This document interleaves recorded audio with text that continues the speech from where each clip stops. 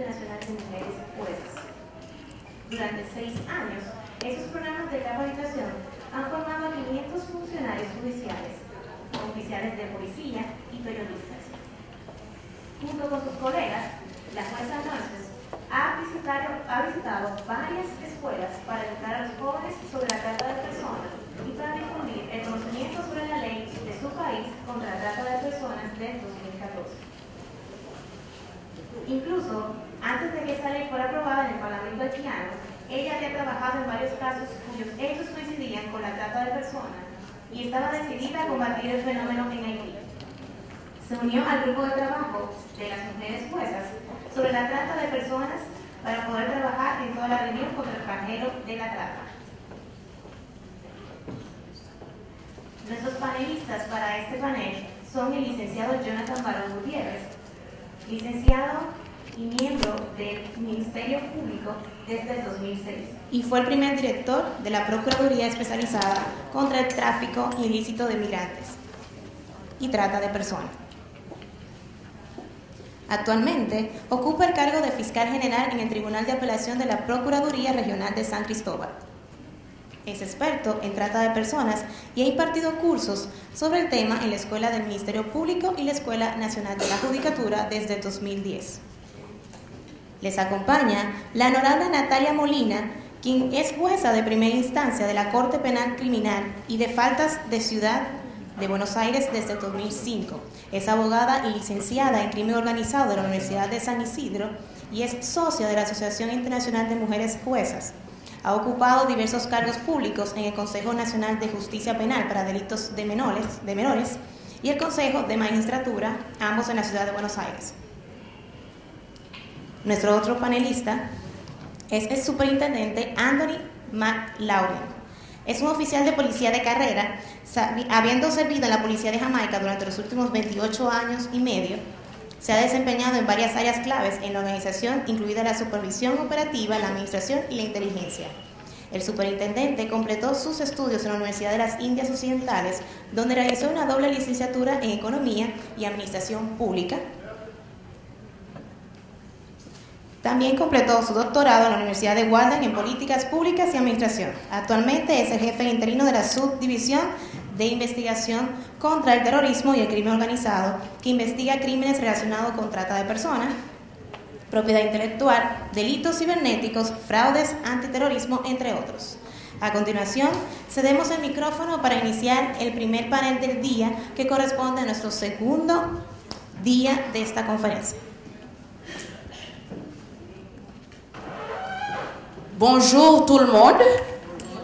Et comme on vient de vous le dire, je suis Grecia Norseus, je suis juge d'instruction au tribunal de première instance de Port-au-Prince, qui est la capitale d'Haïti.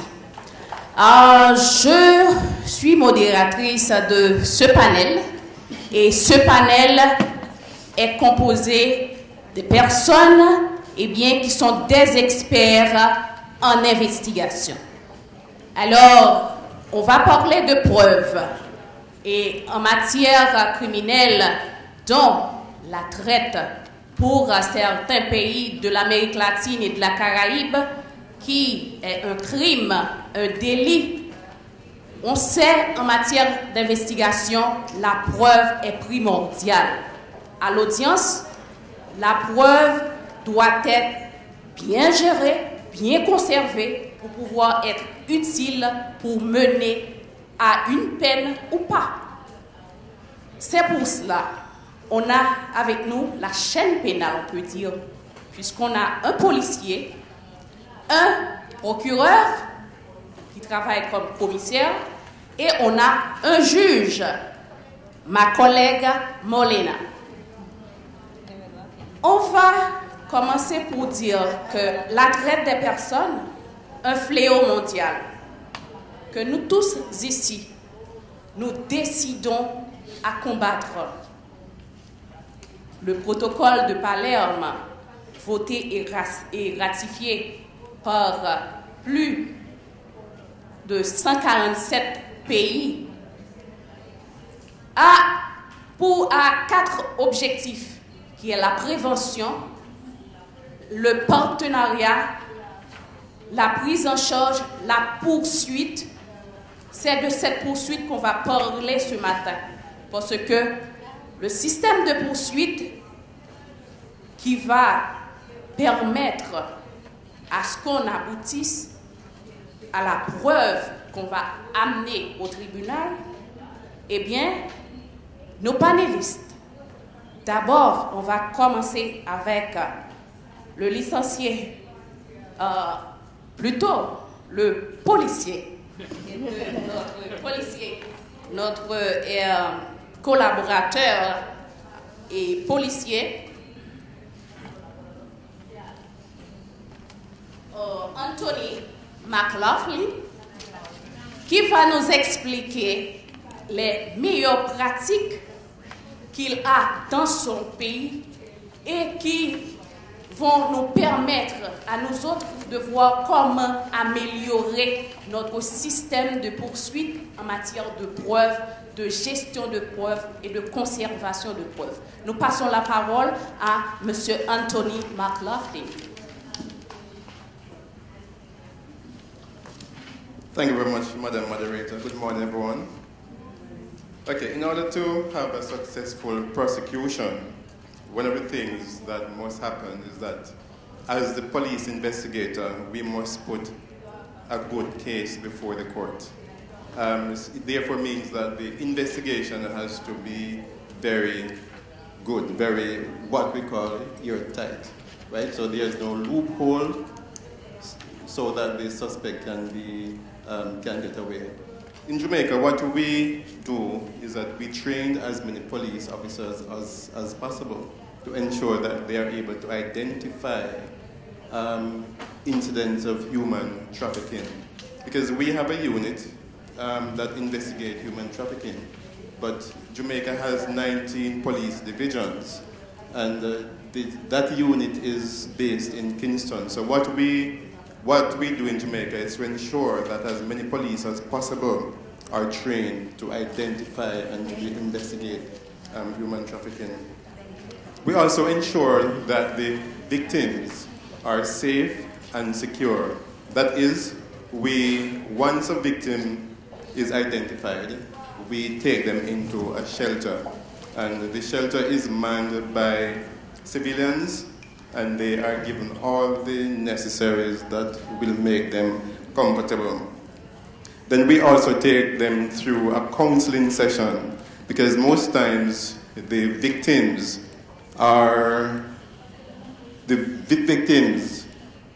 who are involved in these cases, the suspects are known to them.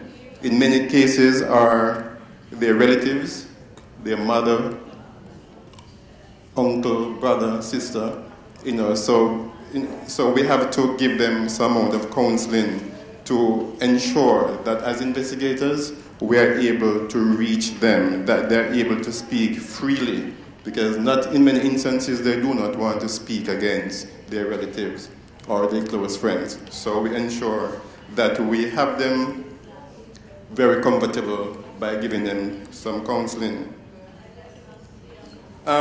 In terms of identifying the suspects, there are some methods that we use. We use what we call the ID parades. We have the one-way mirror, that is where the victims can identify the suspect behind the mirror.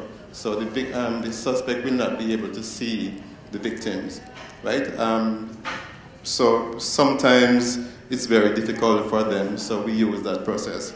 In instances where the victims do not want to go and identify the suspects, we use photographs. So we will use what we call the photograph lineup, where we get the photograph of the suspect and we put it with several other photographs, and we allow the victim to identify the suspect. In that way, we can take those photographs to the victims, so the victim is in a comfortable place, where he or she doesn't have to leave, is able to do the identification. If the suspect involved are foreign nationals or persons from overseas. Then we have the Interpol. We work with Interpol. We work with ICE, that's the US Embassy, or we have what we call police, the law enforcement. So we will call the police in a foreign country and we're able to work together.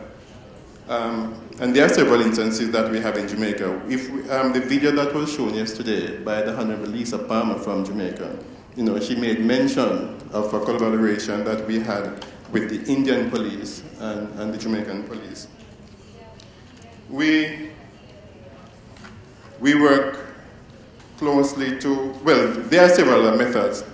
What we do, because trafficking in trafficking in person is a clandestine activity. So we have to sometimes ask our police to go into the hotels, into the nightclubs. So they pose as tourists, they pose as clients of these nightclubs in order to see exactly what is happening inside there. There are a number of cases that we have dealt with. There was one that this nightclub operator took a 13-year-old girl to work as a sex slave. The matter was tried. The man was convicted. He got 16 years for rape because she's underage, and the age of consent in Jamaica is 16. So if you have sexual intercourse with a female under the age of 16, then it is considered as rape. So he got 16 years for the rape, and he got 14 years for the trafficking in person offense. We also had an incident from Haiti where this 13-year-old girl was taken to Jamaica and she was enslaved. And she was there working under slavish condition for about 3 years. When we found out, we did the investigation, and he was sentenced for rape, and he was sentenced to 16 years for the trafficking in person. And there are several other investigations that we have had. So surveillance is one of the things that we use in order to prevent trafficking in person instances. We use surveillance. The government of Jamaica, you know, they have some cameras all around the country. So we are able to tap into those cameras. We have business persons with cameras. We are able to look at those cameras, and there are private persons with cameras. So once we have information that there are persons in trafficking, we are able to look at these cameras and then zero in on them.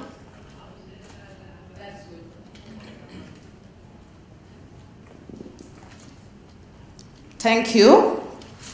Merci beaucoup, Monsieur le policier. On a beaucoup aimé votre intervention sur les meilleures pratiques. Et maintenant, on va passer au commissaire du gouvernement, au procureur, qui va également nous entretenir sur cette même question en République dominicaine, et bien comment les meilleures pratiques peuvent nous aider à avancer en ce qui a trait à la preuve.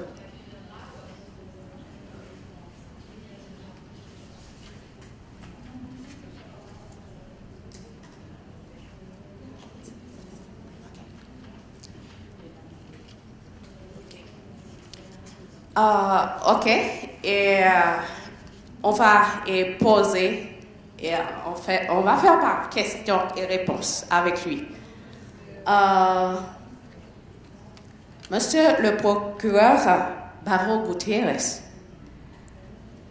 dans les cas que vous présentez, quelles sont les meilleures pratiques que vous voulez que les participants, nous autres qui sommes ici, se rappellent en ce qui a trait à la collecte de preuves, de développement et à la stratégie de gestion de preuves qui ont permis le succès des cas en République dominicaine.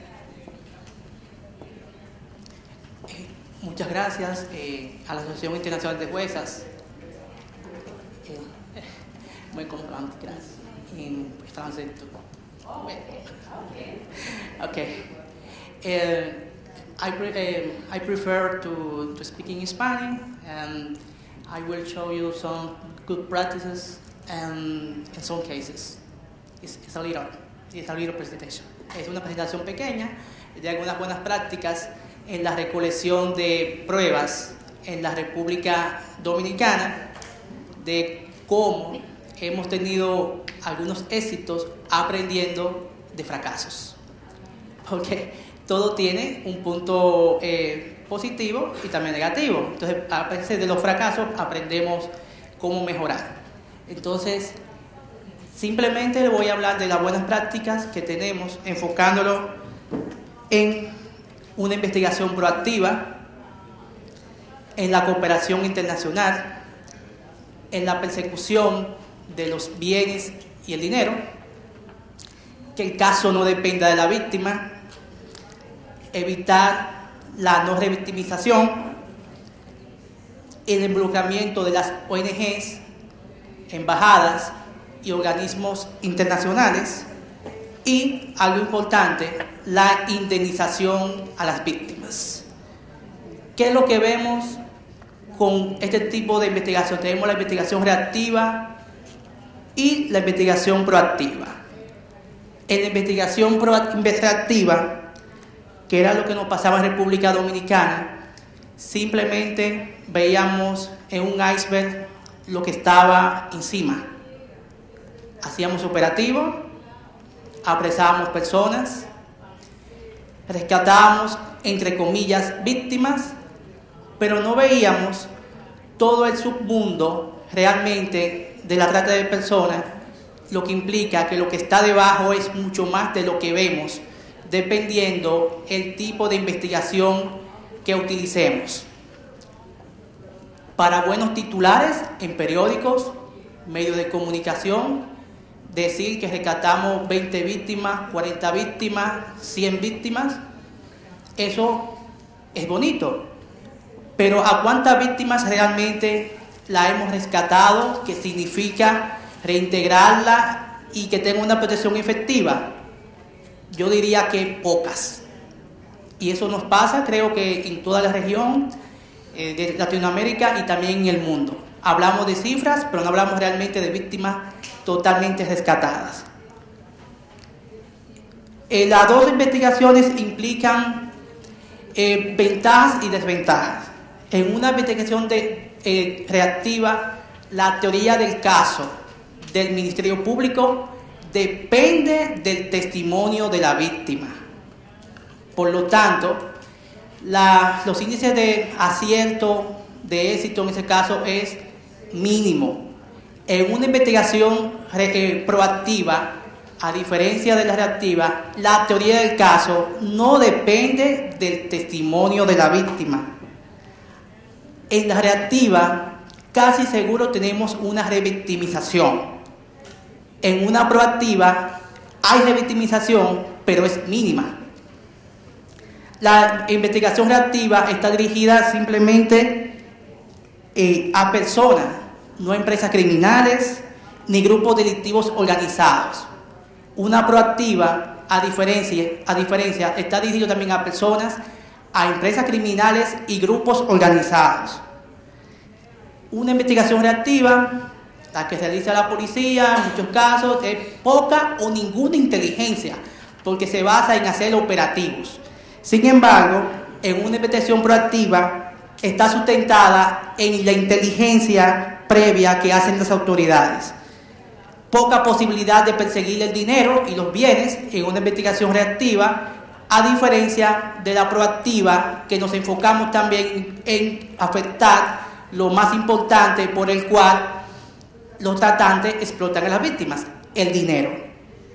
La intervención de las autoridades, en los casos de una investigación reactiva, cuando implica explotación de menores de edad o un trato cruel a la víctima, aunque sea adulta, hay que operar de manera inmediata. Eso no puede esperar. ¿Pero puede esperar una investigación? Sí, puede esperar dependiendo la investigación que tengamos de los agentes, de qué tan vulnerables son las víctimas para seguir con un caso mayor sustentado. La investigación en una reactiva es reducida porque es algo inmediato. Sin embargo, en las proactivas permite al ente acusador tener más tiempo y una gama de opciones para investigar. No opera el secreto de investigación en las reactivas, simplemente vamos, dimos el caso, supuestamente rescatamos, y siempre digo supuestamente por lo que le dije de que realmente rescatamos una víctima. Sin embargo, en la investigación reactiva, proactiva, sí opera más ya la parte del secreto, la investigación, porque podemos utilizar método de investigación ya especializado. ¿Cuál es el método? Simplemente vamos a enunciar algunos cuantos, para no entrar en mucho detalle. La figura del agente bajo reserva es totalmente indispensable en una investigación proactiva. Emplear equipos de inteligencia para grabar conversaciones, audio de ese agente bajo reserva, utilizar la interceptación telefónica, toda la investigación que realizamos a través de las redes sociales, la vigilancia física es muy importante, y los equipos electrónicos una vez se realizan los allanamientos y el rescate de las víctimas. Cada uno de estos puntos se puede desarrollar por media hora, 40 minutos, con muchos casos. ¿Qué se hace en República Dominicana cuando tenemos un caso que implica más de 5 víctimas, principalmente adultas? Se llevan a este refugio denominado Casa Malala, que fue una idea que nos surgió en el año 2013, que no teníamos la capacidad de dar una protección a las víctimas adultas que eran rescatadas. Por lo tanto, un caso que implicó, un ejemplo, 45 víctimas que rescatamos, no podía ser llevada a ningún lugar, sino fue en ese lugar, que fue producto del decomiso de lavado de activos. Se acondicionó e incluso se amuebló con bienes de nightclub, de clubes, de tratantes y traficantes de personas. Así pudimos tener ese hogar para esas víctimas. ¿Qué hacemos? Se rescata la víctima y se toma el testimonio en circuito cerrado de televisión. Ese testimonio, lo normal es que lo hacemos en los primeros 20 días, una vez sucede el caso. La práctica que teníamos antes en la República Dominicana, y que gracias a las jornadas de capacitación de jueces y fiscales, llegamos a la conclusión de que esas salas no eran exclusivas para víctimas menores de edad, que también una víctima adulta podía y estaba en condición de vulnerabilidad para tomarle el testimonio. Recuerdo que rompimos la barrera en un primer caso, y desde ahí hasta la fecha, en los últimos 5 años, en la República Dominicana, ni una víctima adulta ha tenido que enfrentarse a un tratante, ni una. No hemos dependido del testimonio en un juicio de una víctima en contra de un tratante.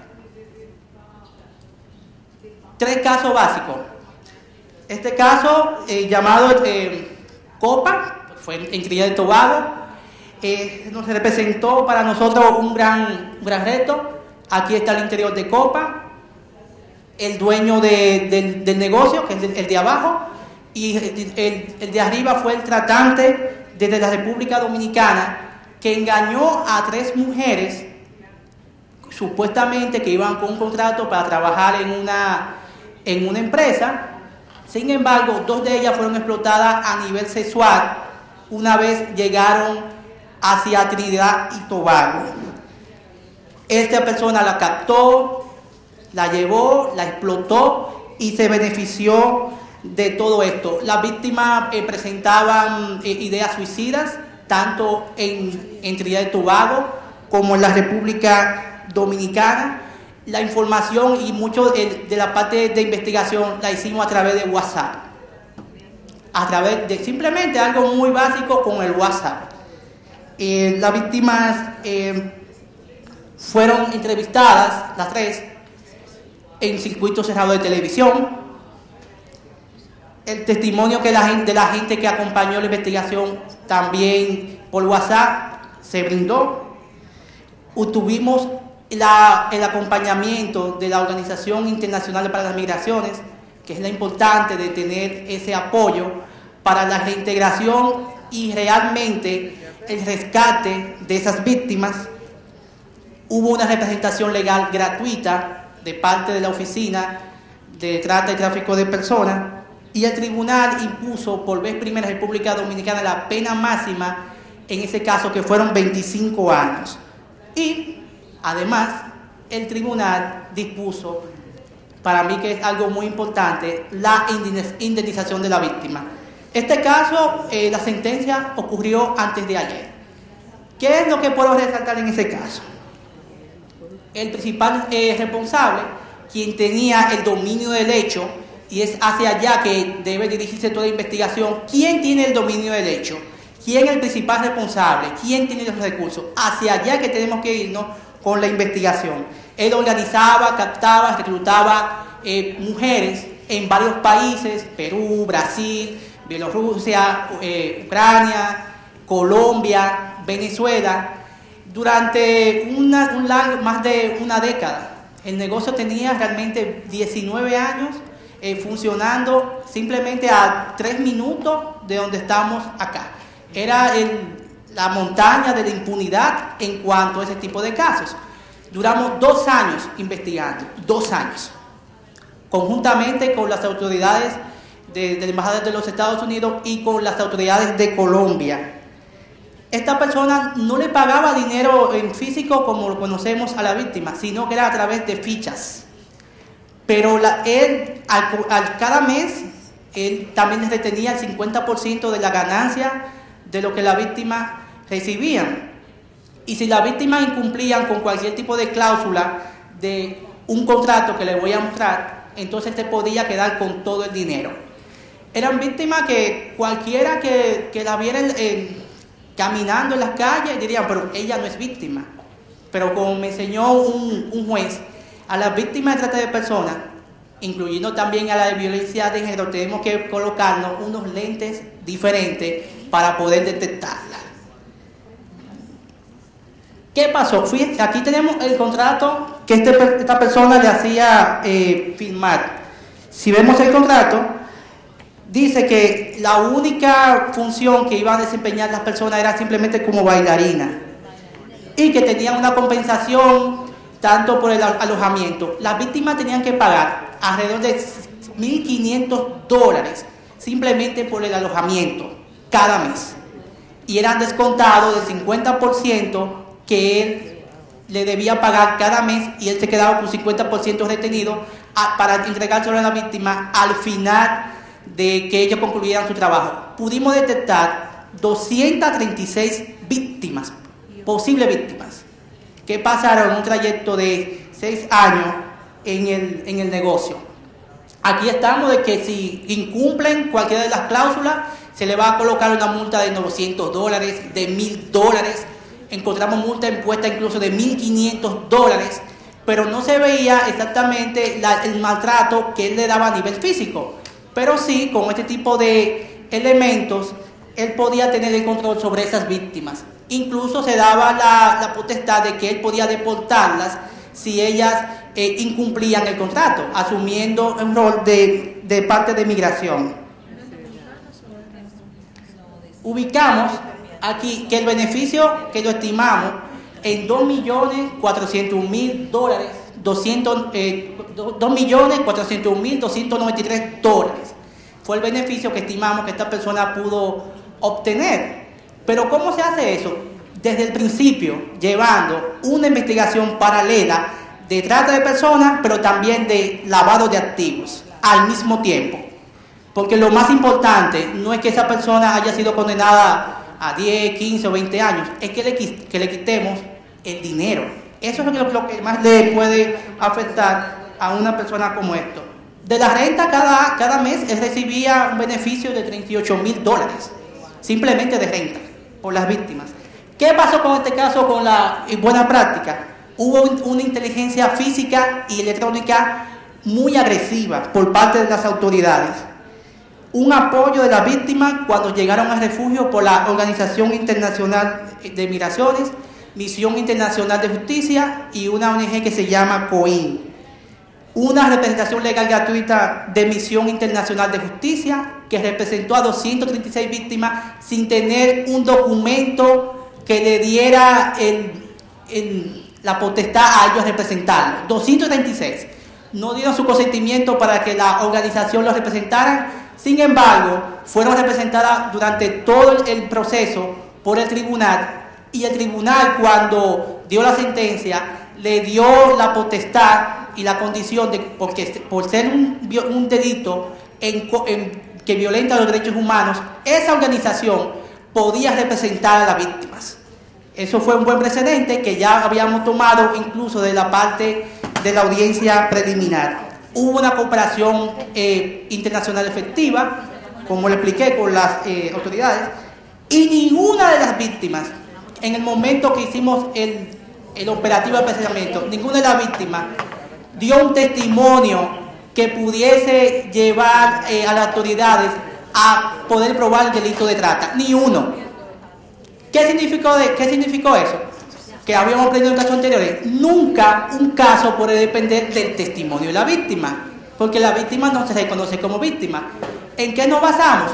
Pura inteligencia electrónica y física. Lo que encontramos, lo que hizo la gente bajo reservas y todas las conversaciones. La víctima no tuvimos que depender de ellas para probar el tipo penal de trata de personas. Y algo muy importante, y fue que eso nos ocurrió, un caso anterior que habíamos tenido, habíamos incautado quizá, no sé cuánto, 3 o 4 millones de dólares, y las víctimas retornaron a su país sin tener ningún tipo de compensación por el trabajo que incluso que habían realizado. Aprendimos de esa experiencia, y en este caso, de los bienes que le decomisamos y el dinero que incautamos al momento del allanamiento, mi idea fue, y mi equipo lo apoyó, vamos a repartir el dinero que ellas habían ganado y que están en esos documentos a las víctimas. Porque ese dinero es de ellas, ese dinero no es del tratante. Entonces, sin haber una sentencia del tribunal ni nada, las víctimas firmaron con su pasaporte y todo, y se llevaron entre 14 víctimas $42,000. No es mucho, pero para irse con las manos vacías, fue el primer eslabón muy importante. Y recuerdo cuando di mi declaración en el tribunal hace alrededor de un mes, dije, si hubiese tenido más dinero lo hubiese dado a la víctima, porque lo más importante en este tipo de casos es la víctima, no es el imputado, y el tribunal en su decisión que dio antes de ayer lo vio como positivo que entregáramos el dinero a las víctimas en ese caso. Para terminar, un caso básico de trabajo forzado, una joven de 19 años desde Haití, traficada desde China hacia República Dominicana. Sufrió muchos maltratos a nivel físico, psicológico, 19 años, estatus migratorio irregular en República Dominicana, sin hablar el idioma, teniendo que trabajar los 7 días de la semana, alrededor de 18 horas, y tenía que pagar una supuesta deuda de $18,500. Es decir, que ella iba a trabajar durante 4 años y 6 meses sin recibir compensación. De las fotos que pudiésemos demostrar en este tipo de casos de trabajo forzado de esta nacional china es simplemente esta. Estas son las que se pueden mostrar. Esa joven estuvo incluso a punto de perder la vida, pero este caso nos enseñó mucho, y fue un caso del año 2014. ¿Por qué nos enseñó mucho? Porque para esa época no existía el circuito cerrado de televisión. Y recuerdo cuando subí a la audiencia, delante del juez, que esa joven estaba a mi lado. Cada vez que ella miraba hacia el tratante, el corazón mío se me iba a salir, porque yo sabía lo que ella estaba sufriendo, pero no tenía otra opción.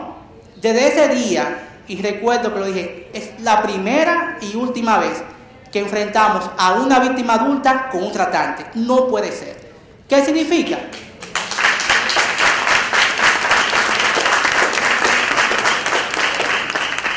¿Qué significa que no depender de eso? Tener una inteligencia bastante fuerte, muchos recursos y tener paciencia.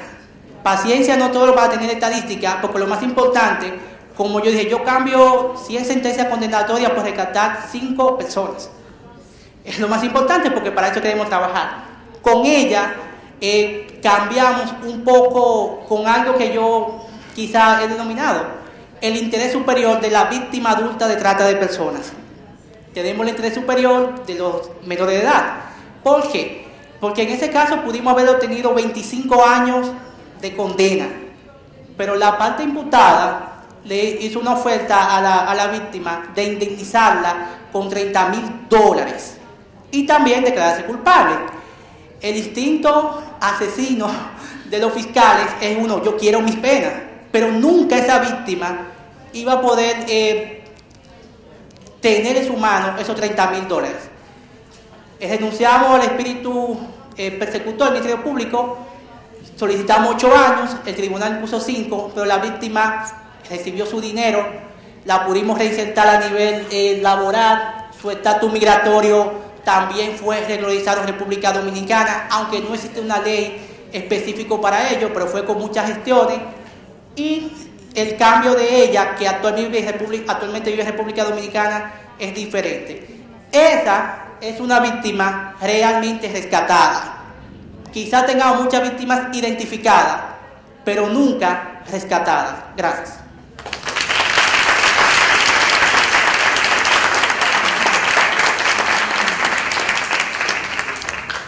On remercie Monsieur le procureur pour sa magistrale présentation et qui est vraiment instructive et qui va nous aider, nous autres, surtout à ce qu'il vient de dire, comparer ou bien et confronter une victime de traite avec son agresseur, le trafiquant, c'est grave, c'est dur à accepter.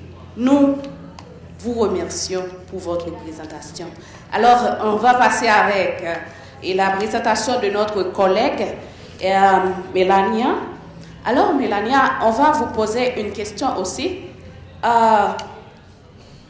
Comment pouvez-vous faire l'équilibre entre la réparation de la victime et les peines en application pour éviter la récidive? Comment? Vous avez saisi? Ok.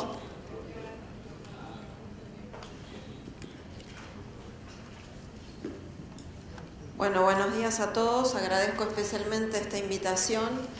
Voy a focalizar mi respuesta un poco colocándola en el contexto de la situación de cuál es mi trabajo en la ciudad de Buenos Aires. Yo soy una jueza de primera instancia que tiene una competencia bastante múltiple y diversa. No solo tengo competencia en algunos delitos que ciertamente están vinculados con la trata, sino que también tengo competencia en materia contravencional y de faltas. Y es justamente cuando pensaba en la recolección probatoria efectiva para poder justamente garantizar que esas pruebas en una instancia superior o posterior pudieran ser efectivas, efectivamente quiero transmitir la experiencia de Buenos Aires en punto a esto. Porque hubo hace un tiempo un protocolo seguido por el Ministerio Público Fiscal de la Ciudad Autónoma de Buenos Aires, es que justamente explotando este tipo de competencia, que en parte es de contravenciones y de faltas y en parte es de delito, pudiéramos acercarnos a situaciones de verificación de trata de personas.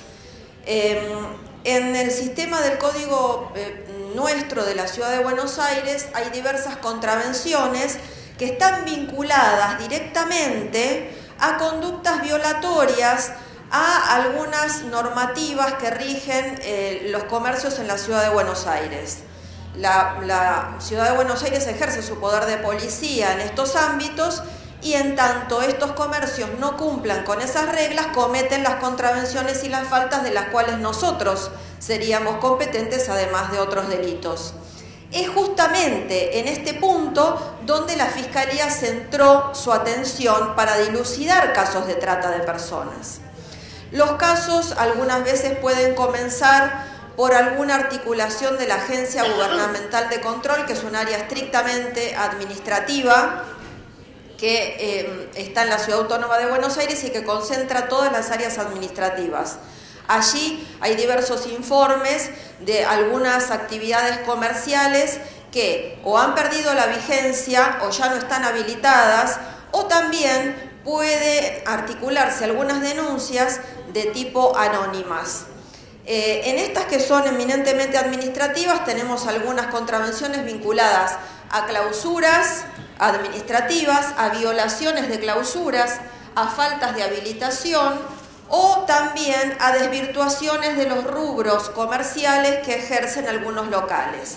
En algunos casos concentrábamos la atención, como ustedes saben, en las actividades de los hoteles, residencias y también bares y café-bares, y en algunos otros casos en diferentes otras áreas, porque también existe la trata de personas en otros ámbitos comerciales, como es, por ejemplo, especialmente en Buenos Aires, en el ámbito textil, ¿no es cierto? Las investigaciones comenzaban de este modo. La Fiscalía solicitaba la totalidad de los antecedentes administrativos a la administración local y luego propiciaba, luego de recolectar algunas pruebas, no solo documentales, sino también nosotros tenemos el Centro de Investigaciones Judiciales que depende del Ministerio Público Fiscal y que es un organismo que trabaja, que no es de la policía, que trabaja en forma dependiente del Ministerio Público Fiscal y que trabaja a instancias del Ministerio Público Fiscal. Entonces también este tipo de actuaciones administrativas se conjugaban con algunas tareas de inteligencia que se pudieran realizar en un relevamiento in situ varios días en el lugar a observar. Esto a veces se podía complementar con algún relevamiento de algunas declaraciones testimoniales de vecinos del comercio del lugar, y con todo esto normalmente la Fiscalía solicitaba la orden de allanamiento. La solicitaba no por la trata de personas, la solicitaba por la eventual violación a esta normativa administrativa del ámbito de la ciudad. Pero cuando solicitaba la orden de allanamiento, lo hacía también disponiendo que el día del allanamiento se formalice esta medida con un universo de direcciones administrativas vinculadas al quizás giro comercial del lugar, también previendo la posibilidad de que en el lugar pudiéramos encontrar situaciones de trata.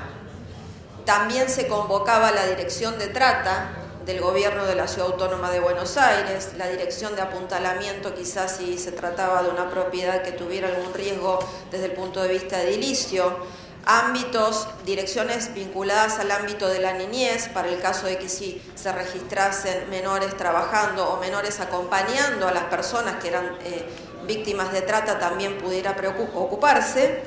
En fin, el día del allanamiento era un día donde se hacía o donde se hace un procedimiento conjunto con una multiplicidad de actores que se los autoriza para ingresar cuando los jueces damos el allanamiento en este tipo de casos. Lo hacemos con un universo de direcciones del gobierno de la ciudad, también del área de las rentas de la ciudad, porque entendemos que son actividades comerciales que se están realizando ilícitamente y por supuesto no tributan. Y cuando se realiza el allanamiento, la Dirección de Trata es la que está ciertamente, juntamente con el fiscal, a cargo de este procedimiento. En caso de verificarse situación de trata, la policía no puede abordar en el momento del allanamiento a las víctimas identificadas. y hay todo un protocolo que se desplaza y se realiza en el momento del allanamiento con exclusivamente la dirección de trata, que se entrevista con las víctimas y se dispone en el momento del allanamiento en una habitación apartada y se les explica que ellos van a ayudarlos, ¿no es cierto? Porque ustedes saben que las víctimas de trata son personas que quizás les cuesta un poco abrirse a estas situaciones y no saben bien dentro quizá de cuál situación se encuentran. Este tipo de allanamientos han sido bastante efectivos porque han precedido una investigación de tipo documental en primer término, no tanto centrado, como decía nuestro compañero Jonathan, en la víctima, sino en hacer un estudio documental y de campo, a veces con algún agente encubierto que enviamos al lugar para que haga una observación del domicilio en reiteradas ocasiones en diferentes días y horarios, y de allí surge muy buena información de las personas que ingresan y egresan del lugar, inclusive pudiendo individualizar vehículos y estos vehículos después se pueden individualizar por la colocación de los dominios, y se pueden pedir una multiplicidad de informes que concluyen, inclusive algunos informes del registro de la propiedad automotor, informes del registro de la propiedad inmueble, que pueden tener algún tipo de vinculación con el eventual explotador. Yo aquí voy a decir absolutamente la verdad, y en esto coincido con lo que decía nuestro compañero Jonathan. Si hacemos 10 allanamientos y solo en uno encontramos trata, está bien. Bien vale la pena hacer todo este despliegue para poder salvar a algunas personas. No todos los allanamientos con este procedimiento son efectivos, esto hay que decirlo, porque este es un tipo de delito que es de difícil acreditación. Y no perdamos de vista que pudo haber casos, en la Ciudad de Buenos Aires tuvimos un caso que terminó en el ámbito federal, que después de haber hecho toda esta investigación que precedió al allanamiento, haber dispuesto el allanamiento y en el momento haber detectado en la realización del allanamiento situación de trata, que fue por ejemplo un departamento grande, que dentro del departamento para acceder había rejas como en una unidad carcelaria, y había cuidadores. En ese allanamiento inclusive se pudo ordenar la detención por la situación de flagrancia. Y esto pasó al ámbito federal, porque yo no soy una jueza federal, no sé si lo dije esto al principio, que soy una jueza de la Ciudad de Buenos Aires, muy comprometida con la situación de género y también agudizando mi ingenio para determinar casos de trata y poder derivarlos luego a la justicia federal con todos los elementos de prueba para que allí se realice el juicio. De modo que este es un mecanismo de investigación idóneo y efectivo que no expone tanto a la víctima ni la coloca en una situación de exposición total frente al sistema y que coadyuva a avanzar en las situaciones de esclarecimientos de casos de trata. También es verdad que hay otro tipo de delitos de los cuales también tengo competencia vinculados a la trata y que encaramos de la misma forma que estoy relatando y que no voy a replicar porque quiero absolutamente aprovechar mi tiempo hoy. Me parece muy rica esta experiencia de compartir con todos ustedes. Es indispensable que las fuerzas de seguridad, que todas las personas que coadyuvan y las direcciones que nos colaboran para realizar este tipo de trabajos tengan agudizada la sensibilización del tema de la trata. Sin esto, sin un sistema que trabaje sin esta sensibilización, le va a costar más trabajo individualizar los casos. Inclusive la propia policía, en algunos controles en la vía pública, si no agudiza su ingenio y puede observar en los pasos transfronterizos o previos a ellos una situación extraña donde hay una mujer con un niño o hay varios hombres que no tienen sus documentos y que hay alguien que está dirigiendo toda esta situación, tienen que observar esto. Y siempre vamos a encontrar dentro de nuestra normativa, al menos así puedo hablar de mi país, normativa que no tiene impacto en el sistema penal, pero sí tiene impacto en otro sistema. Lo contravencional, lo de faltas, violaciones a normas de tránsito, etcétera, etcétera. Y que por ahí podemos comenzar para llegar al caso de trata. Me parece esto absolutamente indispensable, que los estados formen a los equipos con esta sensibilización. Y que esto no puede ser patrimonio exclusivo de los operadores del sistema judicial, nada más, porque con eso no vamos a avanzar. Es necesario esto contagiarlo, y Jonathan me causó gracia cuando mencionaba esto de los anteojos, porque yo lo digo habitualmente, el tema de que para el género hay que ponerse anteojos, para la trata hay que ponerse anteojos. Es otra manera de realizar una investigación penal preparatoria, porque la víctima cobra vital importancia. Y ahora voy a hablar de este tema de la víctima, no sin dejar de mencionar que también me parece importante que los fiscales tengan obligación de avanzar en investigaciones sobre trata cuando se verifican delitos conexos, es decir, incumplimiento de los deberes de funcionario público, falsedad documental, violación de sellos, tráfico de influencias. Allí donde hay un caso de este tipo, tenemos que mirar más y buscar y rebuscar, porque estoy segura que debajo de esa punta de iceberg quizá pueda haber casos de trata. De modo que, si yo fuera fiscal general, daría esta directiva para los fiscales, que también agudicen su ingenio cuando detectan este tipo de delitos.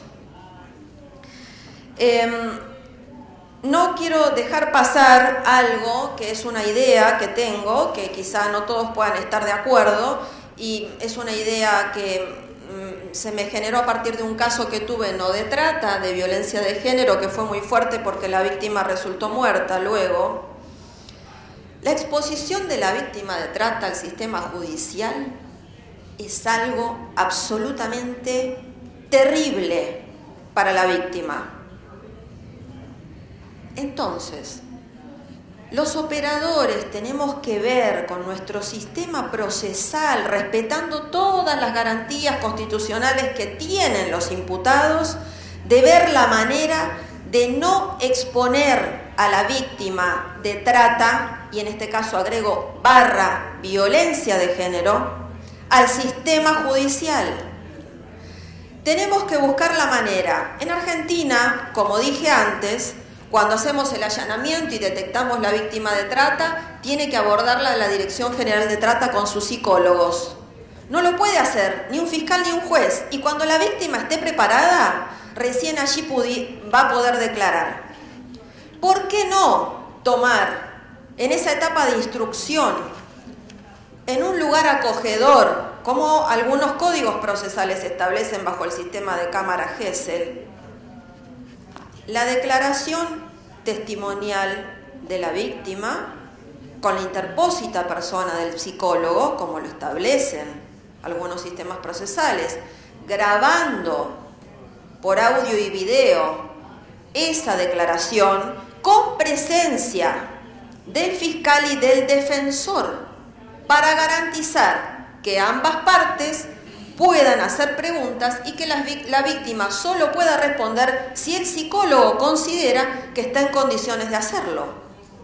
Entonces, el día del juicio, cuando nosotros tenemos que hacer los jueces el juicio y cuando los fiscales tienen que prepararse para el juicio, no se encuentran con el problema tan terrible que llegar a juicio es como si uno, creo, se sintiera desnudo, no tiene la prueba. Porque también es verdad que la única prueba no puede ser la declaración testimonial de la víctima. Coincido absolutamente. Tiene que recolectarse esta prueba de modo estratégico, inteligente, para que haya otras pruebas que inclusive pudieran incorporar a los equipos interdisciplinarios que colaboran con el rescate de la víctima para que presten declaración en juicio. No puede ser esto una realidad que escape al conocimiento del juez que debe decidir. El juez tiene que saber cuál es el calvario que ha vivido la víctima y por qué se encuentra en este momento así, que quizás un tiempo después de la fecha de la comisión de los hechos hasta ni siquiera recuerda los hechos porque no los quiere recordar.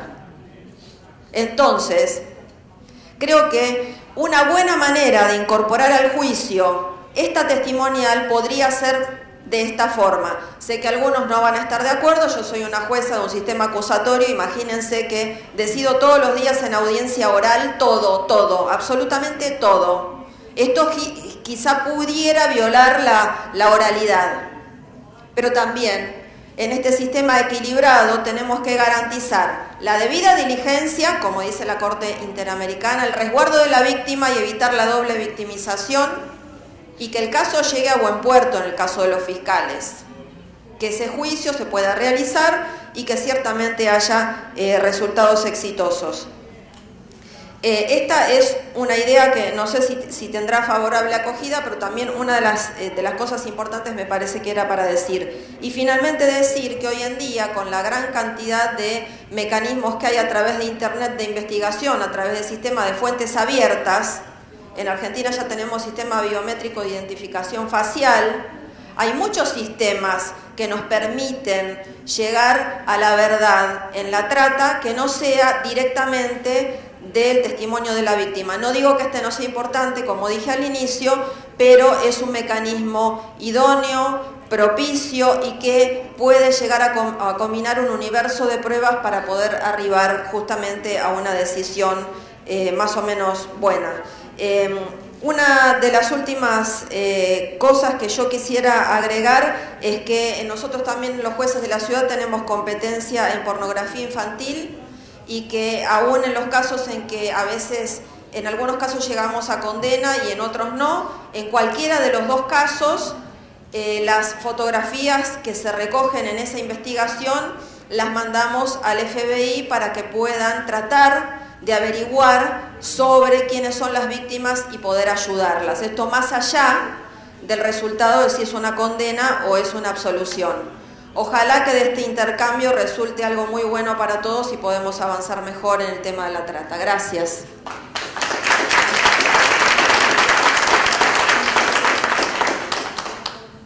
Très bien, merci à ma collègue Mélania. Et je vous félicite tous pour cette belle présentation sur comment vous protéger, vous conserver, vous gérer les preuves chez vous pour pouvoir mieux combattre la traite. Sans les preuves, on ne peut pas combattre la traite. Il y a notre ami et collaborateur de la Jamaïque. On va voir avec lui maintenant, est-ce qu'il y a d'autres pratiques chez vous que vous voulez mettre en valeur, que vous voulez partager avec nous et qui puissent nous aider à voir comment mieux combattre la traite.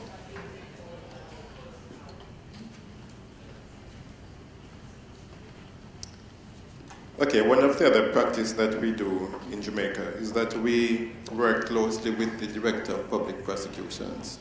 So all the matters that we have, we discuss it with the DPP, Director of Public Prosecution, before the matter goes to court. But even before we go to the Director of Public Prosecution, we have what we call our case conference. So we, as investigators, we sit down after we collect all the evidence, all the statements.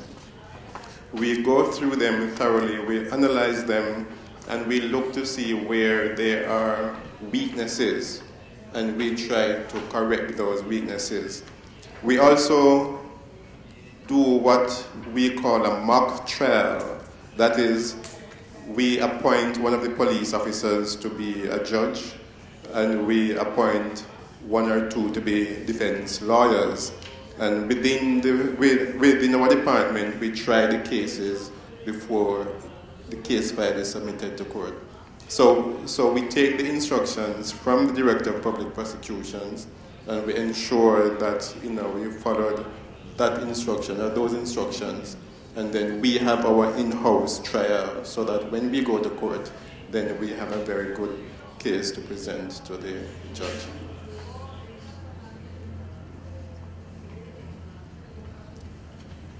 Très bien, merci.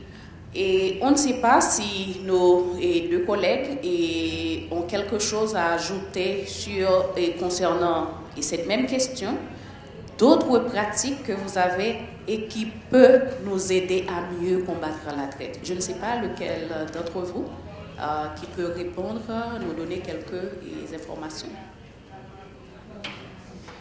Solo quizá una, y es algo que aprendimos, de que la trata de personas, las víctimas no llegan a las oficinas ni a las comisarías. Por lo tanto, hay que ir a buscar a las víctimas. Y en eso es la importancia de tener buenas alianzas con las ONGs y también organismos internacionales que nos puedan denunciar y nos puedan ayudar conjuntamente, como se hace en República Dominicana, que esas ONG tienen investigadores, ellos van a los lugares, detectan un posible caso de trata de personas, van a la oficina y desde ahí se parte para el acompañamiento ya a nivel investigativo, conjuntamente con la ayuda de esos organismos internacionales y de las ONG. Las víctimas de trata de personas no llegan, hay que ir a buscarlas. Bueno, en el caso de Argentina hay diferentes direcciones que trabajan de rescate. En el caso de la Ciudad de Buenos Aires está la Dirección de Trata de Rescate, pero también es cierto que como que por un cauce va el juicio de trata y por otro cauce va el tema de su devolución a su vida normal. Esta última parte, quizá cuando la víctima ya está restablecida, quizá no quiere ya prestar su declaración en el ámbito, como decía antes, penal. Y esto es algo que tenemos que trabajar fuertemente en Argentina para superar, porque la asistencia de la víctima es hasta casi su declaración testimonial, y después de la declaración testimonial hay un seguimiento, pero no es un seguimiento tuitivo que dependa ni del juez ni del fiscal, sino que es un seguimiento más psicológico y de acompañamiento. Esto hay que superarlo, hay que mejorarlo. Also in Jamaica, what we do, once we get a call to say that there are incidents of human trafficking,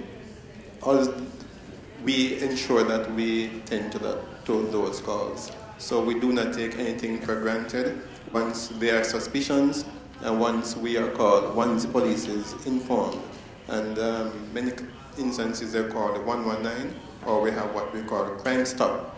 And once those informations are passed on to us, then we act swiftly to deal with it.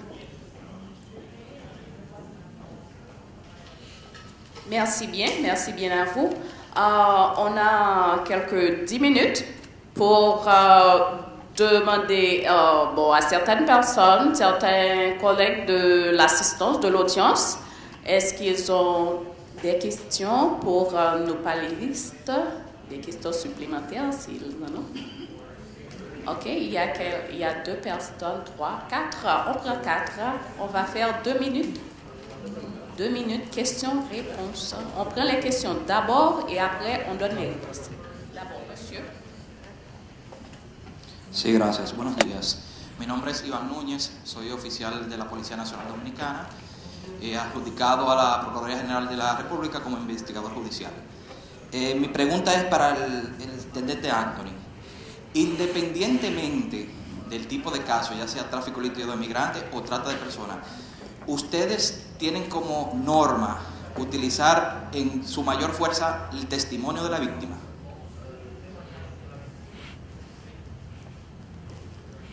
Okay. Yes, if we do not have any other evidence, then we will go through a thorough investigation, and if the victim's statement is the only evidence that we have, then we are able to use it.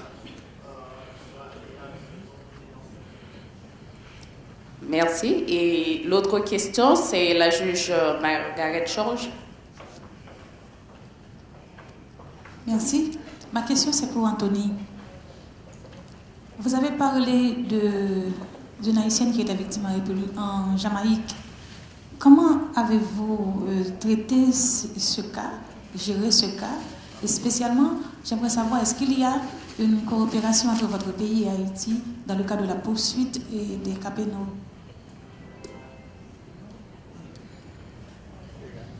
Est-ce que vous pouvez reprendre pour Alors, lui? je reprends. Ok. Dans votre présentation, vous avez parlé d'un cas concernant une victime haïtienne. J'aimerais savoir quelle était l'issue de ce cas et spécialement, est-ce qu'il existe une coopération entre la Jamaïque et la République d'Haïti en matière de poursuite pénale?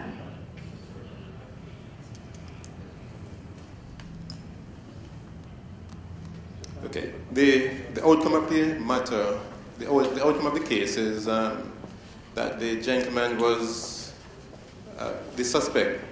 He was convicted. He was given 16 years for the rape and 14 years for the human trafficking.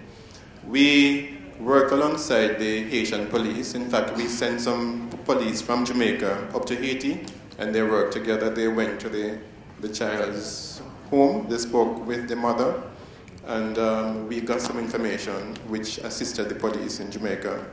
Right now, that female, she is doing very well. She was the first victim to have been placed in a home, in a shelter.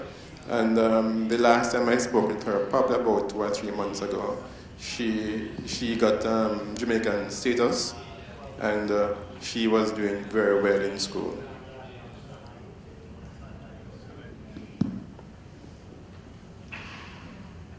D'accord, merci.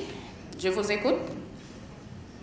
Troisième, quatrième après. Bien. Muy buenos días a todos.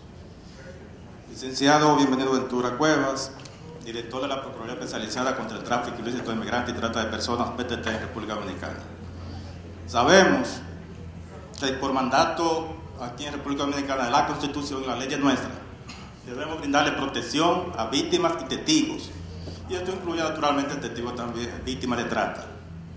Ahora bien, esa asistencia, normalmente como se ha explicado aquí, como se la damos acá, se le da antes y durante el procedimiento, la investigación.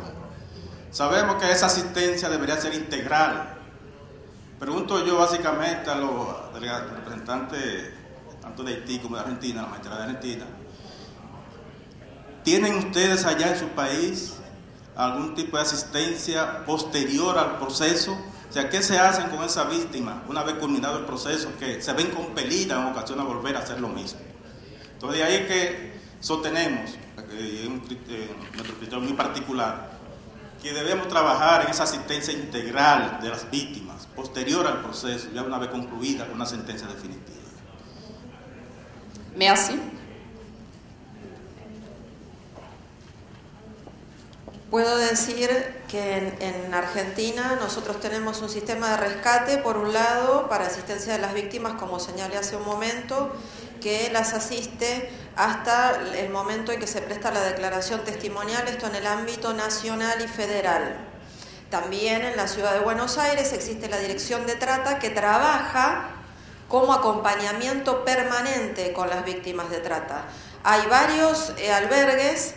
Algunos son a puertas cerradas en un principio para algún tipo de víctimas donde todavía no pueden ir al medio solas y siempre lo hacen con algún acompañante, y luego a otro tipo de albergue que es de un concepto más abierto. Por supuesto que la intervención es multidisciplinaria, interdisciplinaria, y esta Dirección de Trata trabaja inclusive con los países vecinos para producirse la repatriación de la víctima en el caso de que la víctima desee regresar a su país.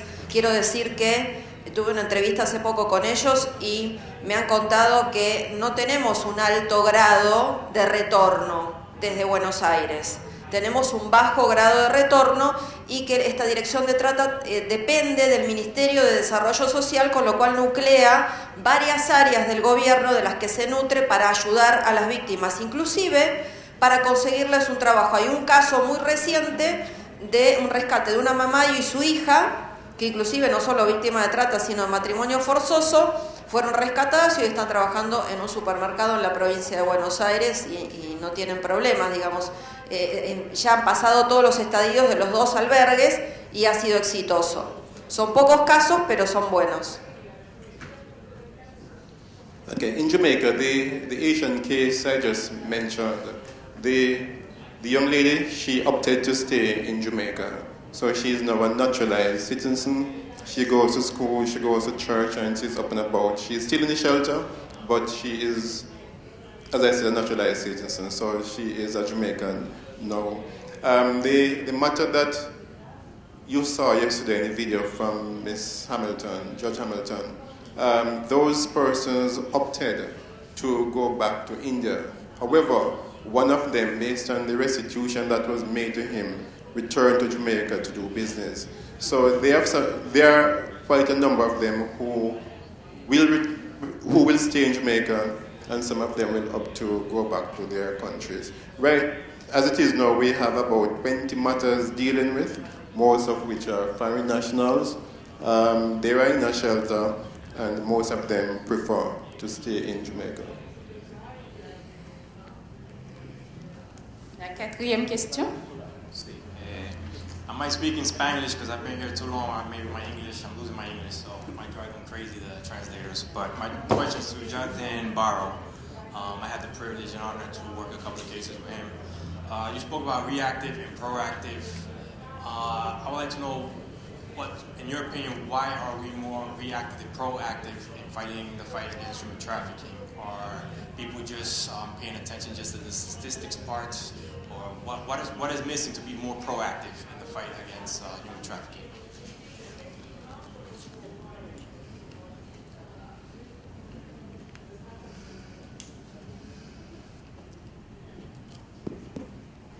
Bueno, siempre utilizo una frase que quizás engloba muchos tipos penales.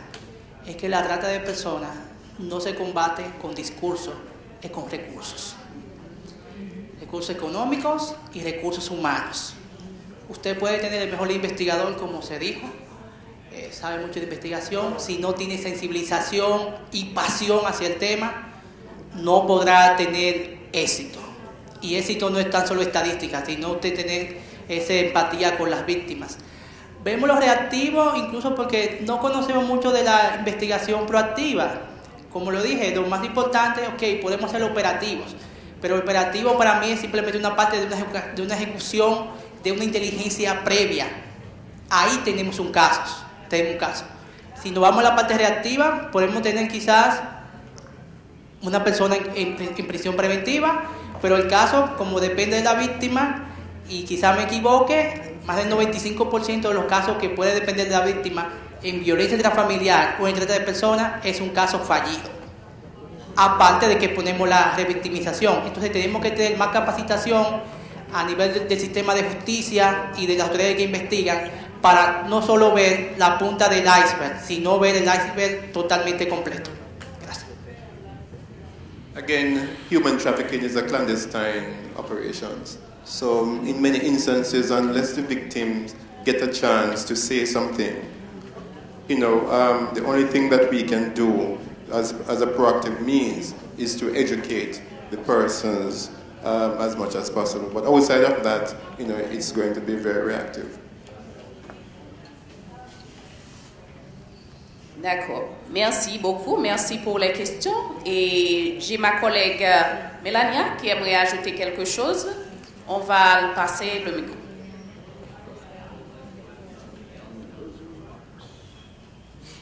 Es una reflexión del final. En Argentina, últimamente, en el último año, en los últimos 8 meses, se ha verificado una gran cantidad de Inmigrantes de la República de Venezuela. Este es un encuentro regional, estamos hablando de trata de personas y me parece que todos tenemos también que agudizar el ingenio para estar atentos con esta problemática de un país que es hermano, porque es de la región y que está atravesando un problema terrible que genera que mucha gente emigre y vaya a otros países. Con lo cual, me parece que también nosotros, desde nuestra función, debemos estar atentos a este fenómeno porque es absolutamente regional para justamente tratar de repeler la posibilidad de que las personas que vienen en un estado de desesperación total a buscar alguna ayuda no sean víctimas de trata de personas. Merci beaucoup. Je vous demande d'applaudir mon panel, la chaîne pénale.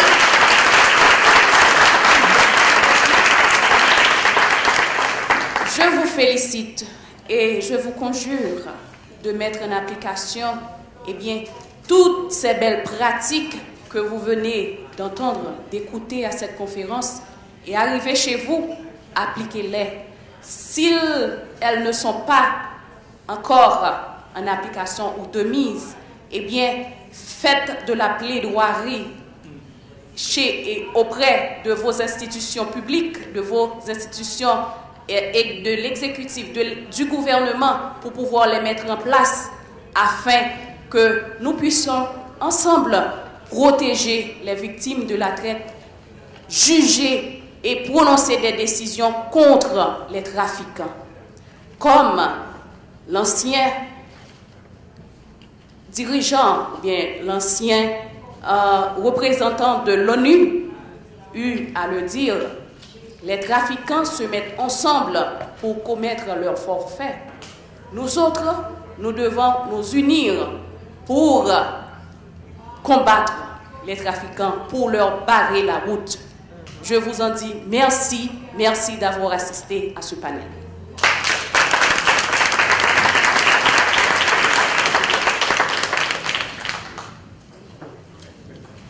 Agradecemos a nuestra moderadora y panelista por la participación en este interesante primer panel de nuestra conferencia regional sobre la trata de personas en el Caribe y América Latina.